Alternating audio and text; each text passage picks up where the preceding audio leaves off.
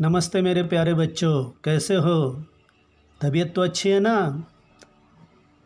तबीयत अच्छी ही रखनी चाहिए। किसी भी प्रकार की बीमारी हमारे पास नहीं आनी चाहिए।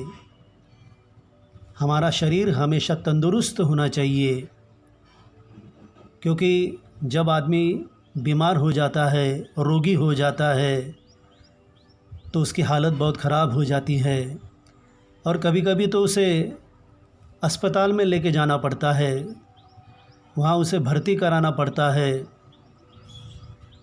हम तो कभी ये नहीं चाहेंगे कि हमारा कोई मित्र, हमारा कोई रिश्तेदार, हमारे घर का कोई सदस्य या फिर हम कभी बीमार हो और उसे अस्पताल जाना पड़े।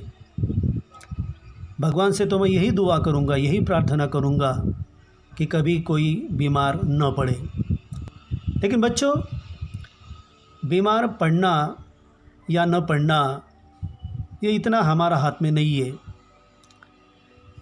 जब हम गंभीर रूप से बीमार हो जाते हैं तो अस्पताल में तो जाना ही पड़ता है। अस्पताल आपने देखे होंगे कई प्रकार के। अस्पताल की बड़ी बड़ी बिल्डिंगें आपने देखी होगी। अभी आप सामने देख सकते हैं स्क्रीन पर हमारी कक्षा 7वीं की दूसरी इकाई का पहला पाठ आज हम शुरू करने जा रहे हैं। नाम है अस्पताल। विद्यार्थी मित्रों, ये मेरी पहली वीडियो है, मैंने स्वयं बनाई है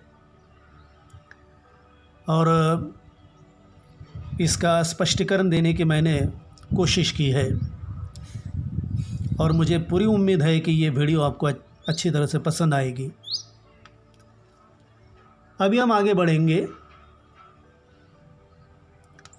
ये दृश्य देखिए आप, क्या हो रहा है यहाँ पर। 3 डॉक्टर हैं बड़े बड़े और अस्पताल के किसी कमरे में किसी रोगी का ऑपरेशन वो कर रहे हैं। ये अगली तस्वीर देखिए।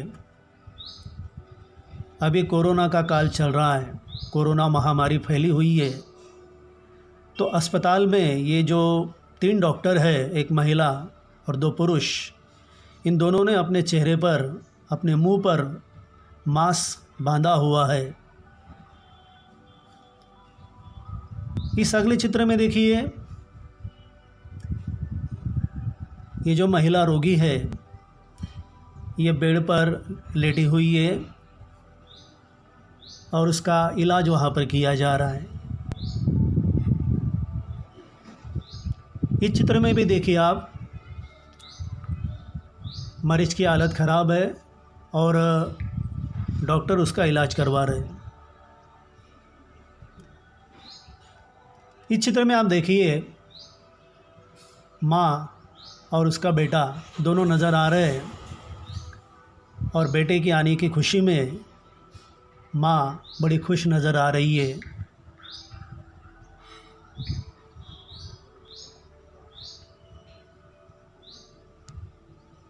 यहाँ पर कोई कमज़ोर अगर रोगी होगा तो उसे सशक्त बनाने के लिए सलाइन लगाई हुई है, कभी कभी खून भी चढ़ाया जाता है।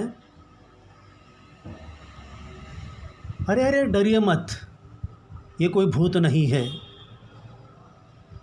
ये तो इंसान की खोपड़ी है जो हमारे ही अंदर होती है और ये जो हड्डियों का ढांचा है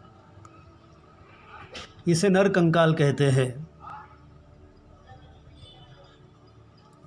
और ये देखिए कितना भव्य, कितना दिव्य एक अस्पताल है, उसकी बिल्डिंग है। इसका नाम आप पढ़ सकते हैं, इका हॉस्पिटल। बड़ी भव्य इमारत है ये। यहाँ पर देखिए इस चित्र में अस्पताल में जो महत्वपूर्ण सामग्री होती है जिसके द्वारा इलाज किया जाता है रोगी का, वो नज़र आ रही है। इस चित्र में कई सारे बेड है जिस पर मरीज को लिटाया जाता है और दवाइयाँ दी जाती है। यहाँ पर देखिए मॉनिटर है, ऑक्सीजन लगाने की सामग्री है। यहाँ पर भी लगभग वैसी सामग्री नज़र आ रही है।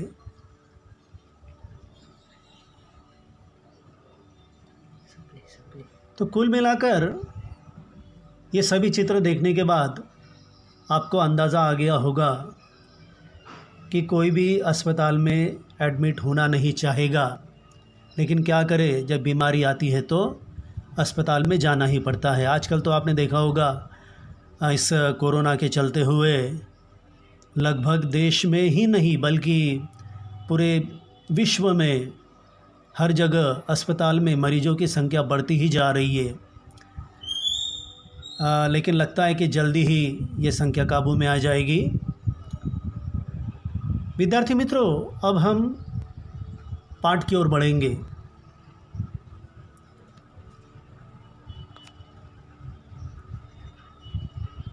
ये देखिए, पाठ का नाम है अस्पताल। चित्र को आप गौर से देखिए, जो मैं कहता जाऊंगा वो भी आप देखते जाइए।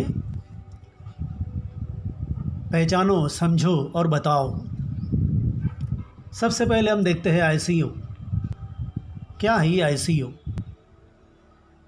बड़े अस्पताल में आईसीयू एक ऐसा डिपार्टमेंट होता है जिसका फुल फॉर्म होता है इंटेंसिव केयर यूनिट, यानी अति दक्षता विभाग।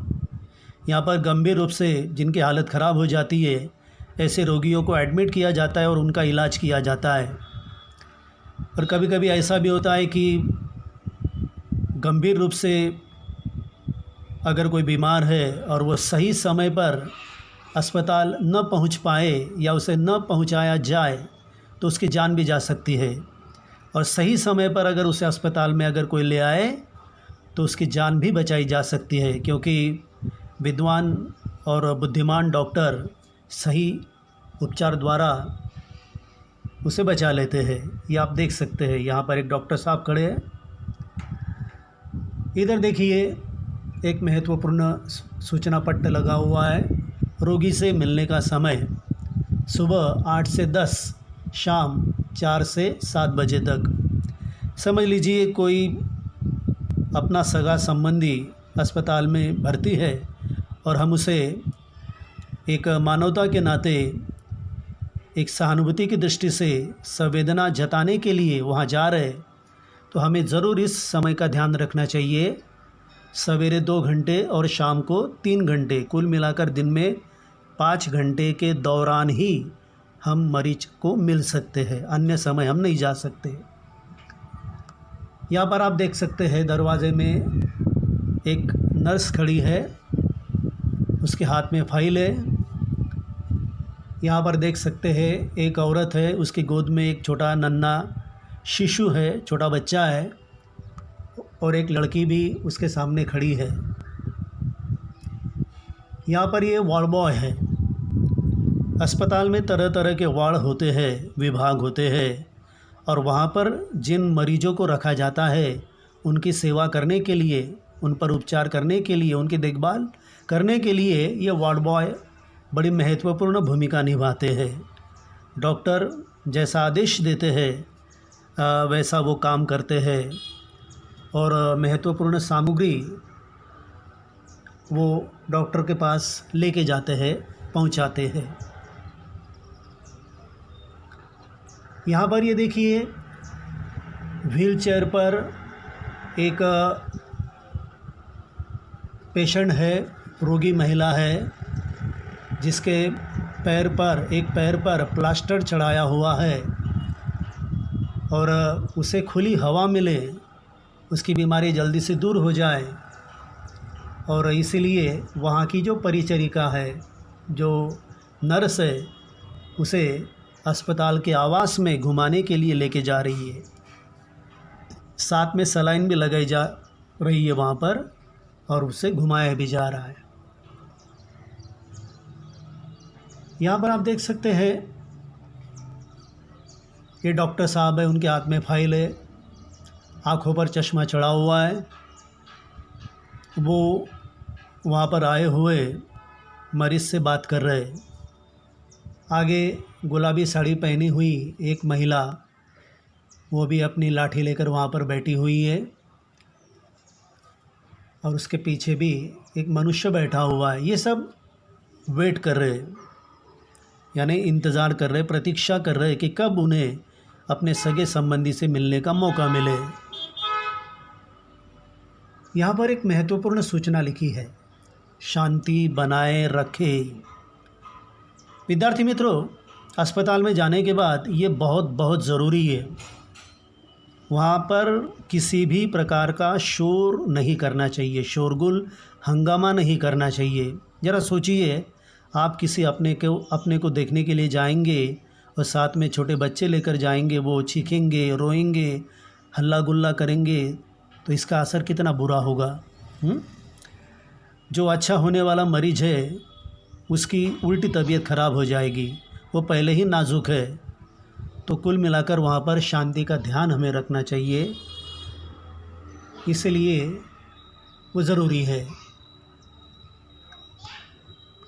निरीक्षण करते रहिए और क्या क्या नज़र आता है। ये काउंटर है, यहाँ पर जब किसी मरीज को डिस्चार्ज मिलता है, छुट्टी मिलती है वहाँ से कि अभी आप अच्छे हो गए, तो वहाँ पर उसकी जो रकम है, बिल, वो भी यहाँ पर जमा करवाया जा सकता है।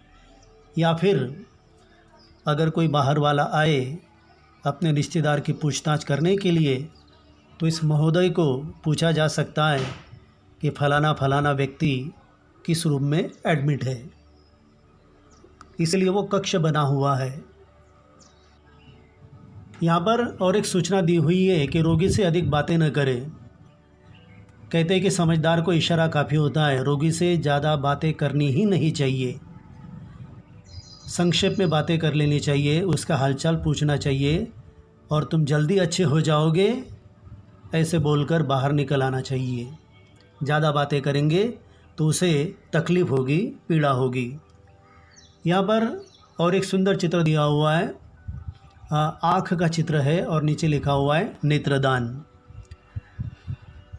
देखो, दृष्टि है तो सृष्टि है, आँखें हैं तो इस सुंदर दुनिया को हम देख सकते हैं।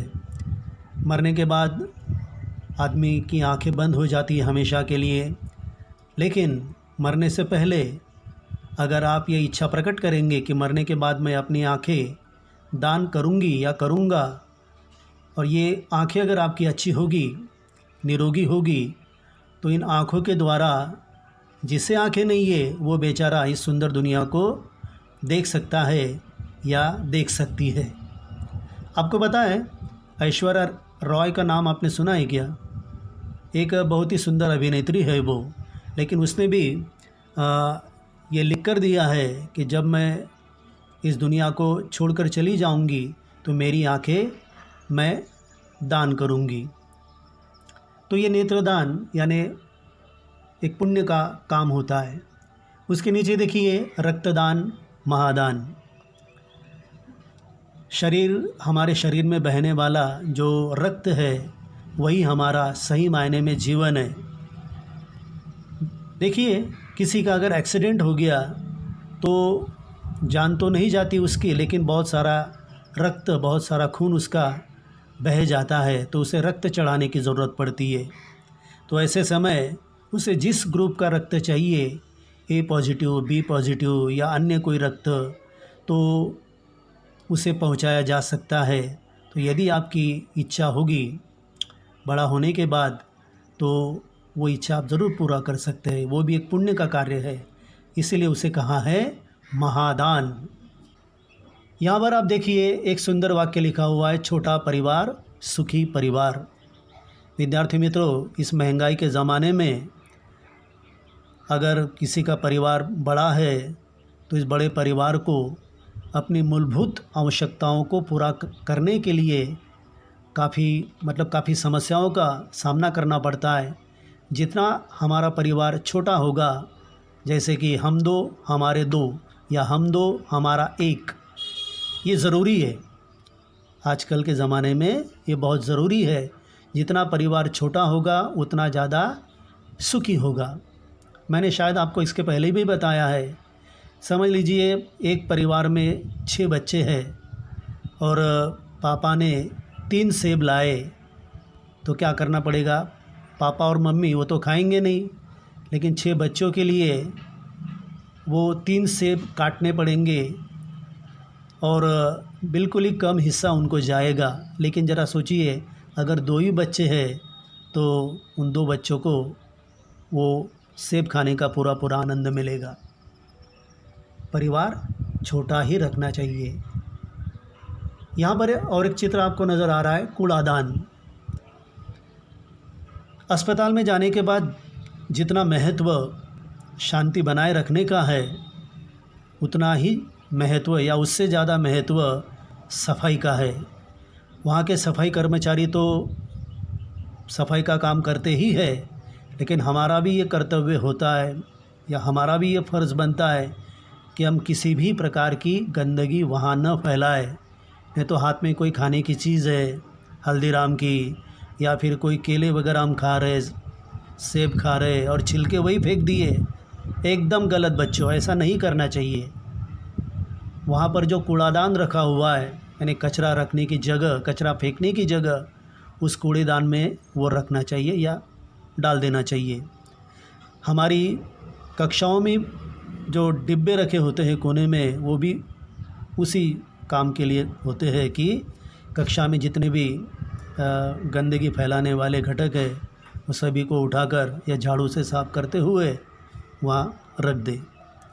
तो देखिए विद्यार्थी मित्रों, हमारा यहाँ पर ये पाठ पूरा हो जाता है।